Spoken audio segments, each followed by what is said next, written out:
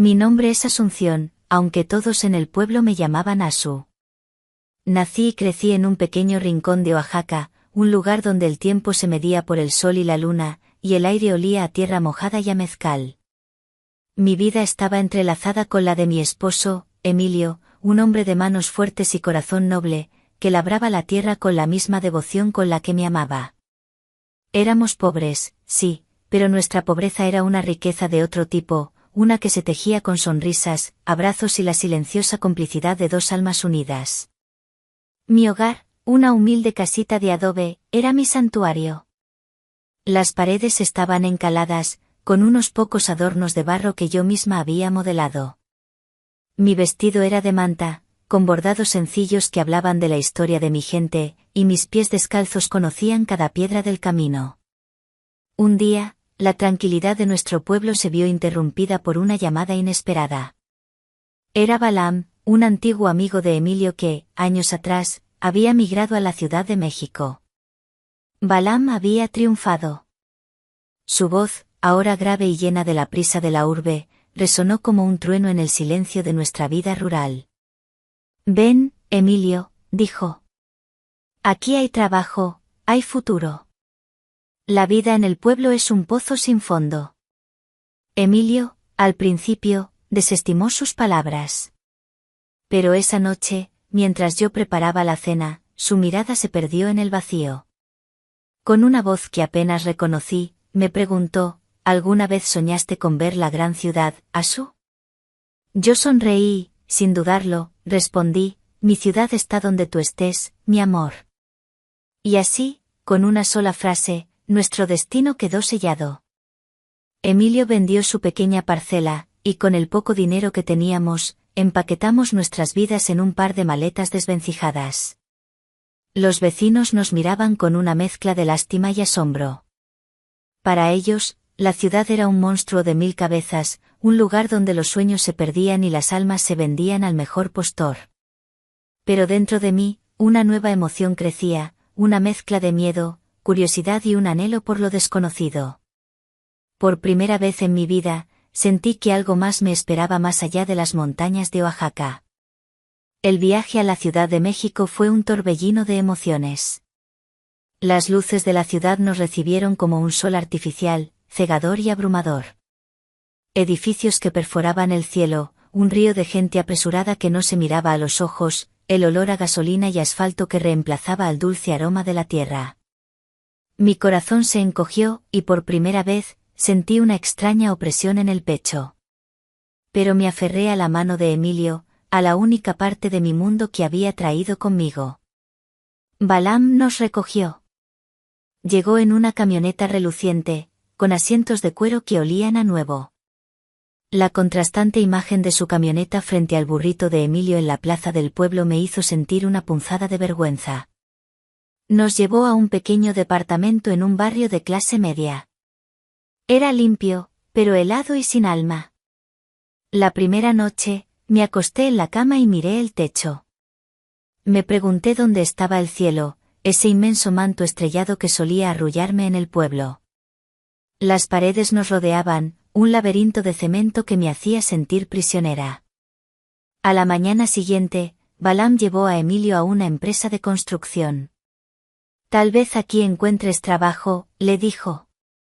Pero el jefe, un hombre de traje impecable, ni siquiera le dio la mano a Emilio. Lo despidió con un gesto, sin siquiera mirarlo. A partir de ese momento, la búsqueda de trabajo se convirtió en un peso sobre los hombros de Emilio, una carga que lo consumía por dentro. Cada mañana salía con la esperanza pintada en su rostro, y cada noche regresaba con las manos vacías y la mirada perdida. Mientras él se marchitaba, yo intentaba crear un hogar en el frío departamento.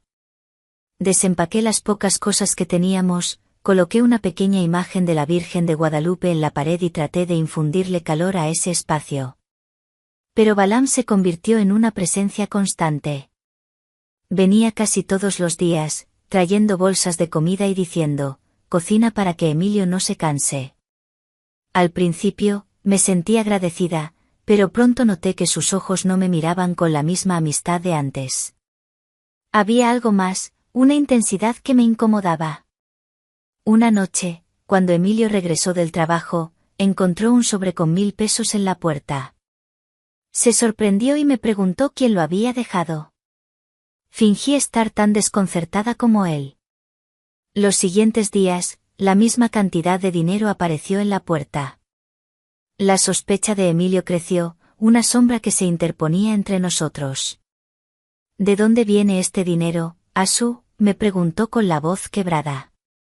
La duda, ese veneno silencioso, estaba erosionando la base de nuestro amor.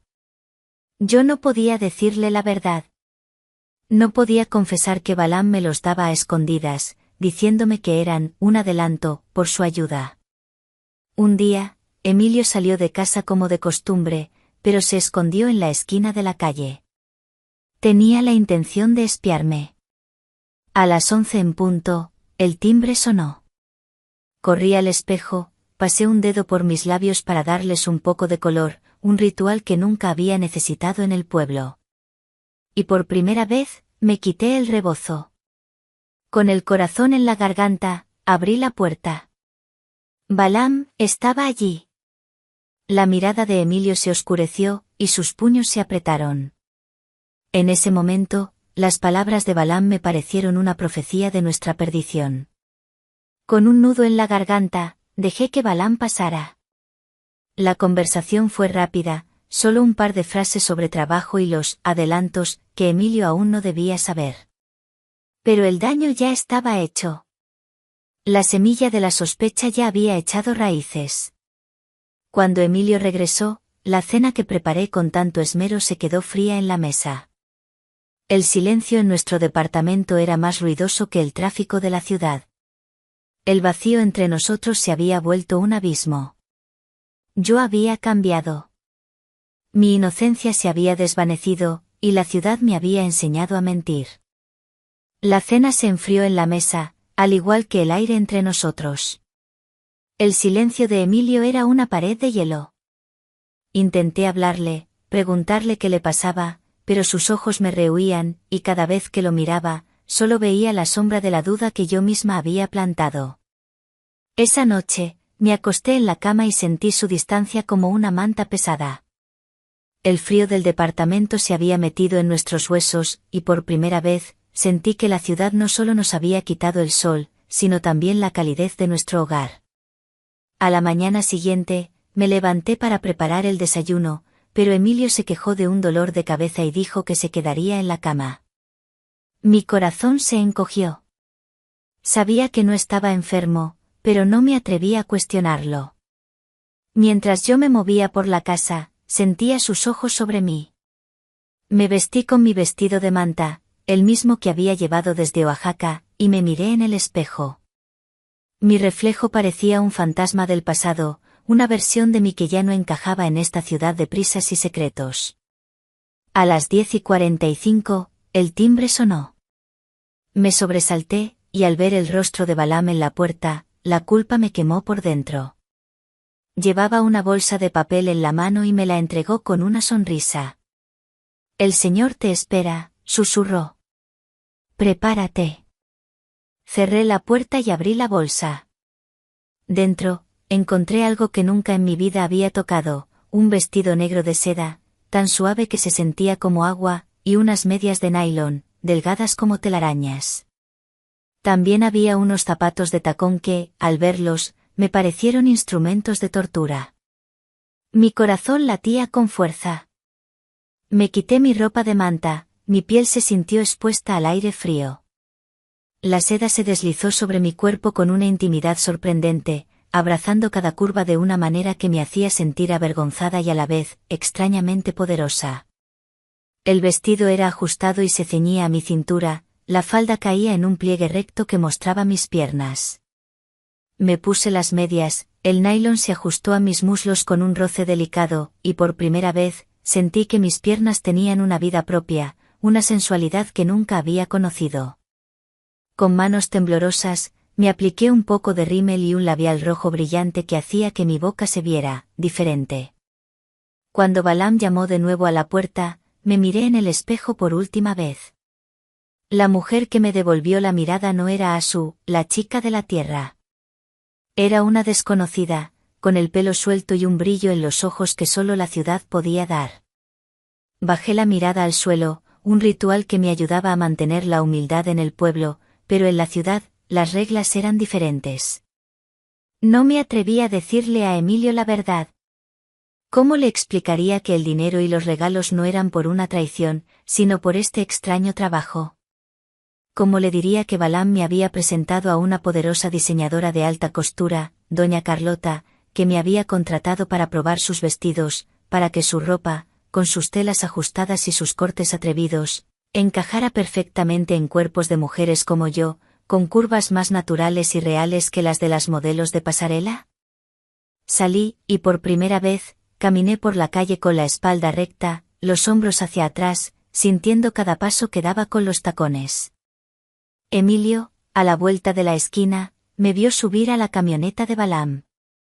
Vi su rostro en la distancia, una mezcla de dolor y rabia. Quise gritarle, explicarle, pero las palabras se quedaron atrapadas en mi garganta. Sabía que no me creería. Me senté en el asiento de cuero, el olor a nuevo llenaba el aire. Balaam me miró y sonrió. Hoy es el día en que conoces a la patrona, me dijo. Verás que tu vida va a cambiar para siempre. Llegamos a una mansión en Polanco, una de las zonas más lujosas de la ciudad. El edificio era una obra de arte, con grandes ventanales que reflejaban el cielo azul. Balaam me acompañó hasta la puerta. Doña Carlota me recibió con una sonrisa. Era una mujer de edad, elegante y sofisticada, que me miró de pies a cabeza con ojos de artista.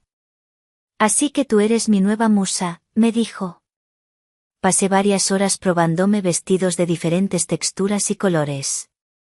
Un vestido de terciopelo que me hacía sentir como una reina. Un traje de seda que se sentía como una segunda piel.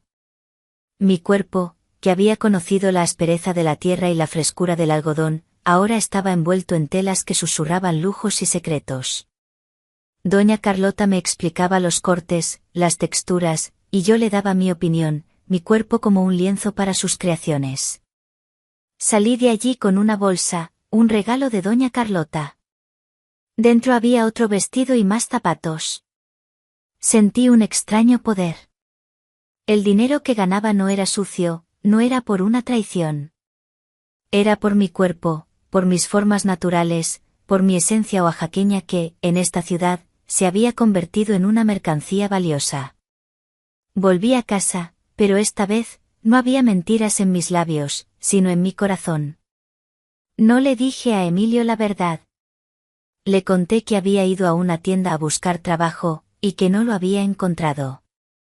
La mentira se sentía pesada en mi lengua, pero era más fácil que la verdad. Emilio me miró, y aunque no dijo nada, su silencio era un reproche. Esa noche, me acosté en la cama y sentí el vacío. Emilio había salido de la casa y no había vuelto. El dolor de mi marido se había convertido en un abismo entre nosotros, y yo había elegido el camino fácil, el silencio y la mentira. Había ganado dinero, sí. Pero había perdido algo mucho más valioso. Y no sabía si podría recuperarlo. Emilio se quedó inmóvil, sus pies de barro pegados al asfalto de la ciudad. El dolor era un puñal afilado que le atravesaba el pecho, más intenso que cualquier puño que hubiera apretado en su vida. Había esperado un milagro, una explicación, pero en su lugar, la ciudad le había dado la imagen más cruda de su derrota. La camioneta de Balaam se alejó, y él se quedó solo, frente a un edificio de espejos que reflejaba la luz implacable del mediodía. Su mente giraba en un círculo vicioso de preguntas sin respuesta. ¿Por qué, Asu? ¿Por qué la prisa, los vestidos ajustados, los tacones que parecían romper con cada paso que daba? Se sentó en un banco de la calle de enfrente y esperó. El tiempo se estiró y se encogió. Las horas se arrastraron, pesadas como cadenas. No sentía hambre ni sed. Solo el vacío en su estómago. Observaba la entrada del edificio, como si de esa puerta saliera no solo Asu, sino también la verdad que él tanto anhelaba. La gente pasaba a su lado, un río de desconocidos con rostros sin expresión.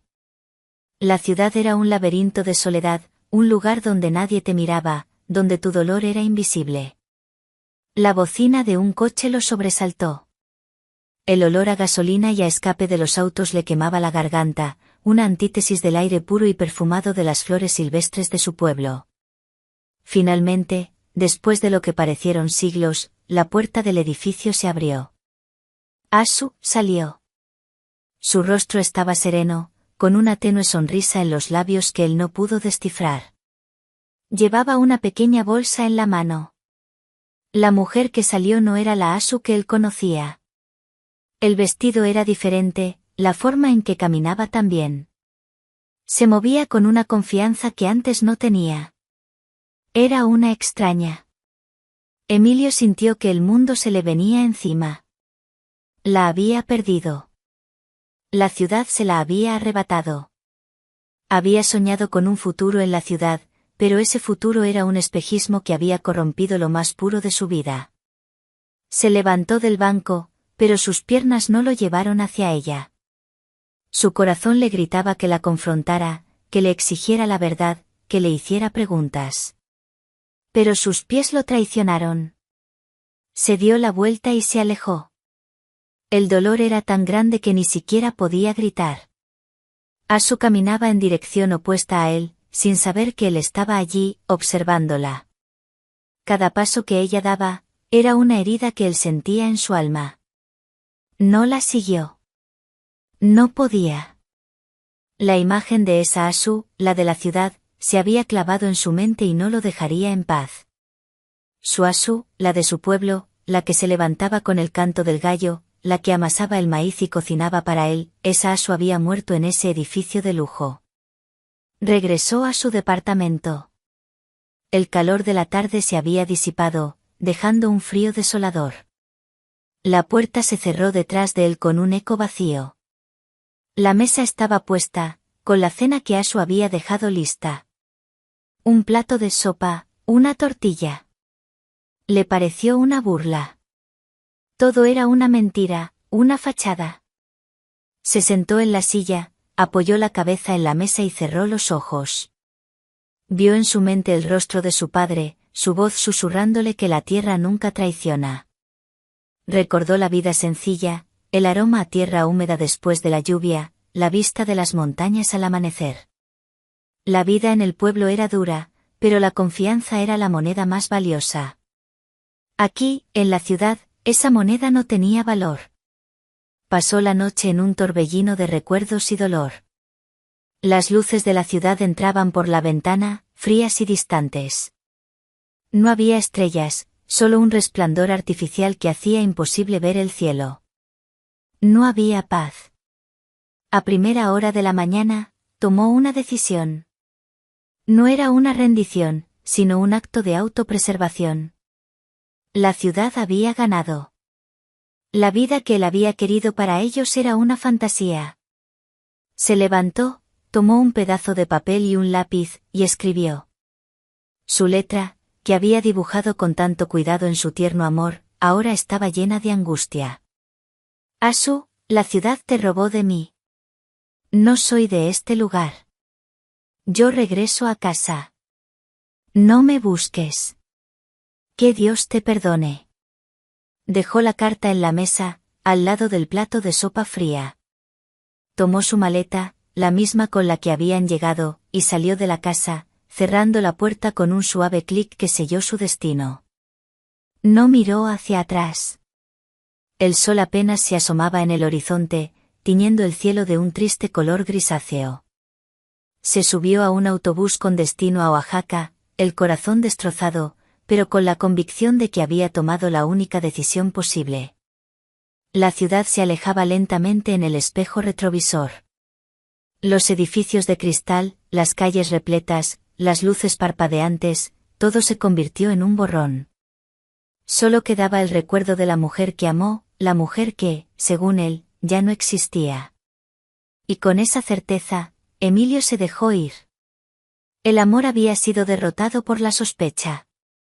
Y la ciudad, la gran metrópolis que prometía vida, había sembrado la semilla de la soledad. Desperté con el corazón encogido, un frío en el pecho que no provenía del departamento, sino de la ausencia a mi lado. La almohada de Emilio estaba fría. Un terror helado me recorrió la espalda.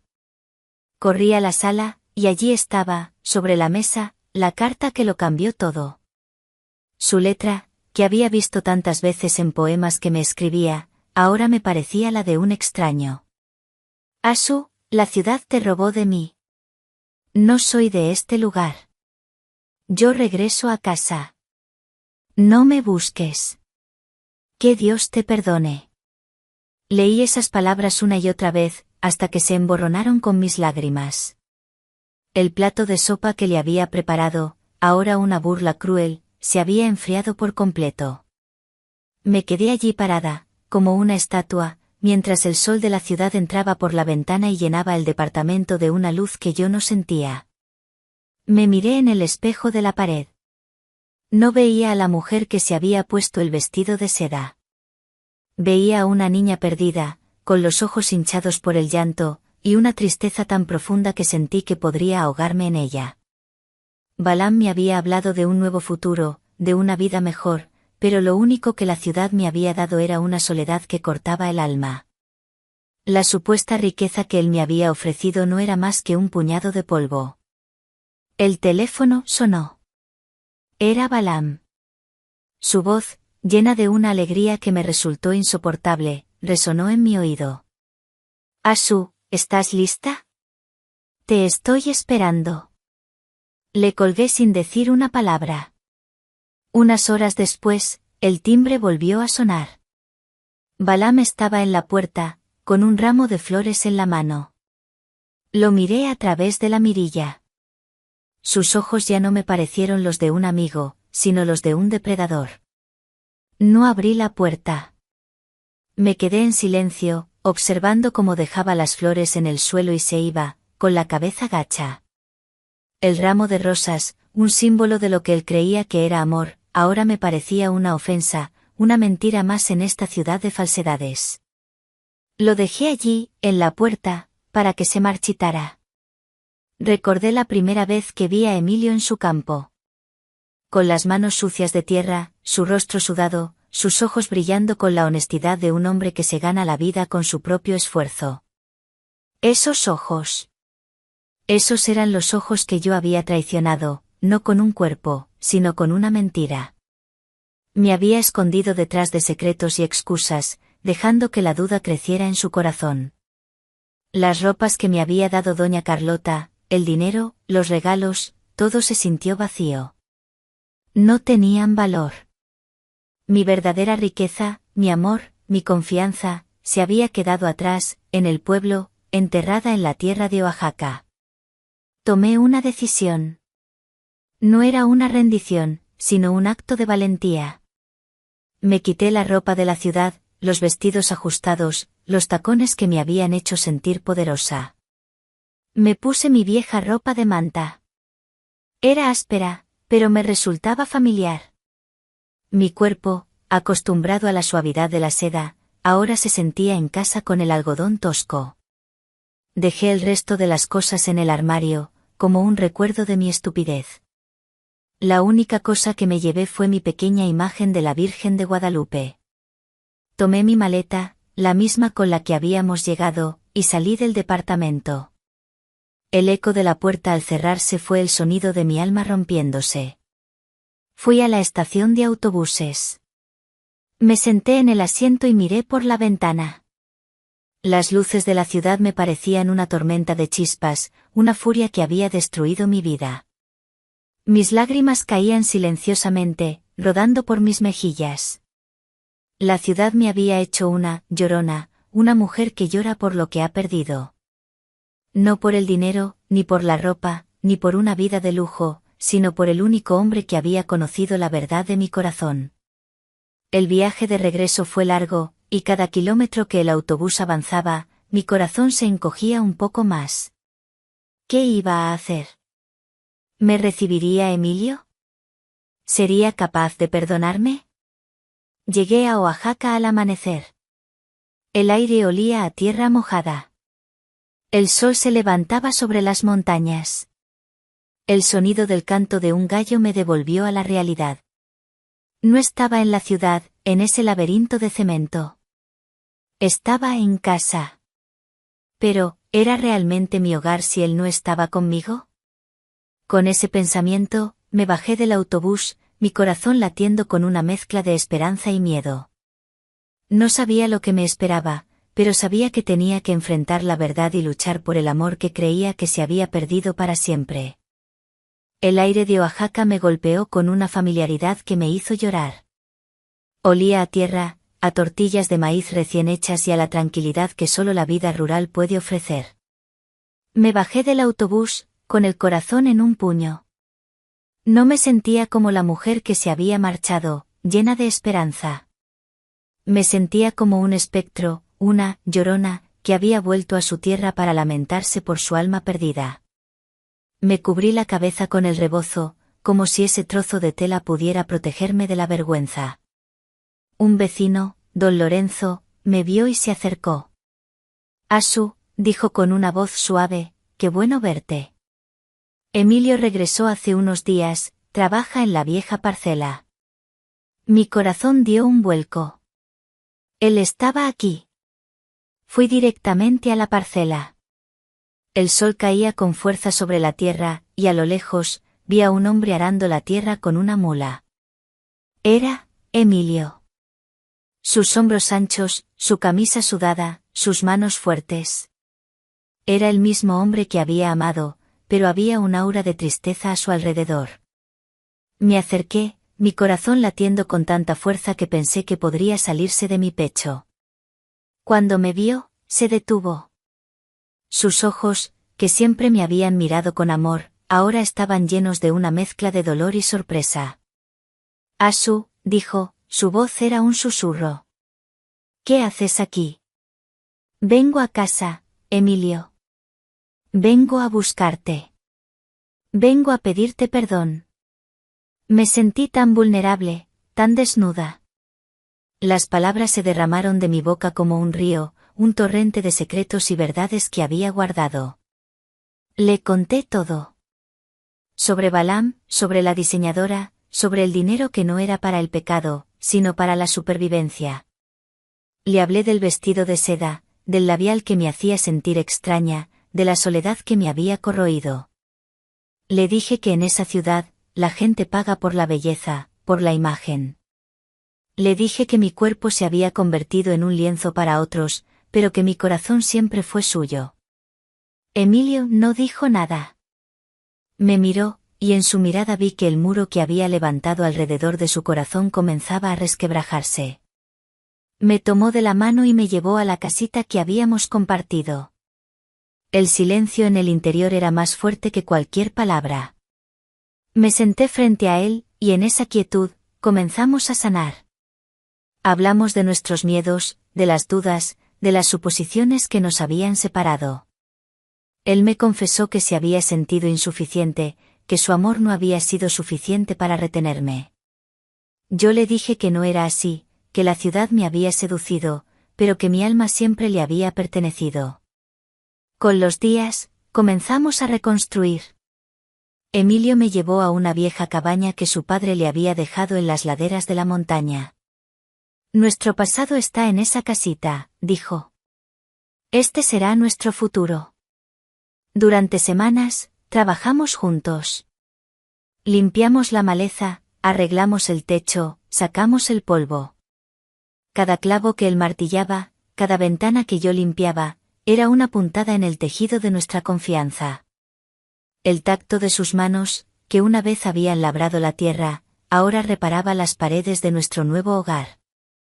No había prisa, solo la quietud de dos almas que se encontraban de nuevo. Con el tiempo, la cabaña se convirtió en un hogar. El olor a mezcal y a tierra fue reemplazado por el aroma de pan recién horneado y las hierbas de mi jardín. Las mujeres del pueblo, al ver mi trabajo, me pidieron que les enseñara a bordar, a coser. Juntas, formamos un pequeño taller, creando telas coloridas que contaban historias. Mi reputación, una vez manchada por los rumores, ahora era un manto de respeto y admiración. Una noche, mientras el sol se ponía, nos sentamos en la pequeña mesa que habíamos construido juntos.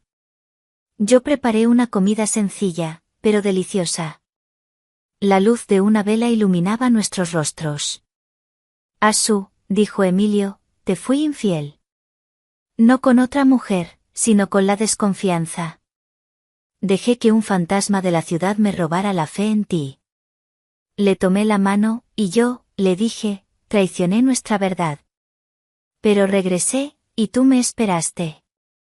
A veces, las ciudades te roban el alma, pero los pueblos te la devuelven.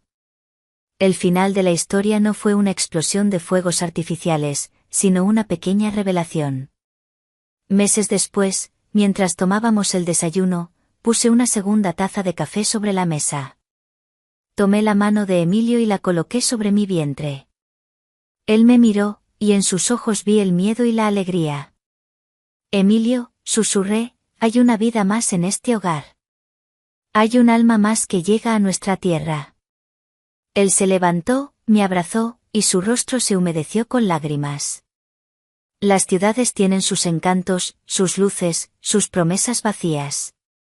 Pero es en la tierra de un pueblo, bajo un cielo estrellado y con el aroma del amor, donde las almas perdidas encuentran su camino de vuelta a casa. Y nuestra historia no terminó allí. Fue solo el comienzo.